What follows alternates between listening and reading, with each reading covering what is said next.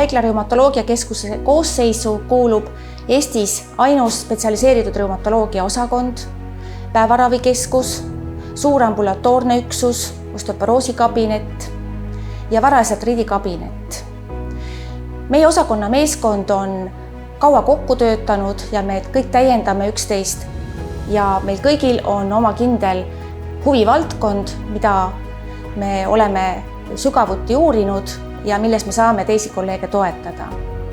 Reumatoloogia on eriala, mis on viimasel 20-30 aastal oluliselt arenenud ja kus suur revolutsioon toimus 1997. kuni 2000. aastani, mil võeti rakendusele bioloogiline ravi, mis tähendab seda, et me oleme saanud aidata reumatoloogiliste liigeshaiguste põdejaid väga oluliselt paremini ja uute ravivõtetega hoidnud ära invaliidistumise ja töövõime kaotuse. Kui siiani on dogma, et reumatoloogia on pigem vanemaealiste inimeste degeneratiivsete liigeshaiguste probleem, siis tegelikult statistika näitab vastupidist. Esmashaigestuvad 20.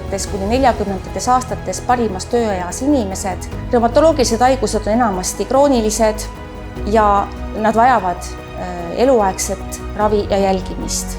On väga oluline, et diagnoos oleks võimalikult varajane, et ravi oleks algusest peale adekvaatne. Ainult see aitab ära hoida inimeste invaliidistumist ja säilitada töövõime.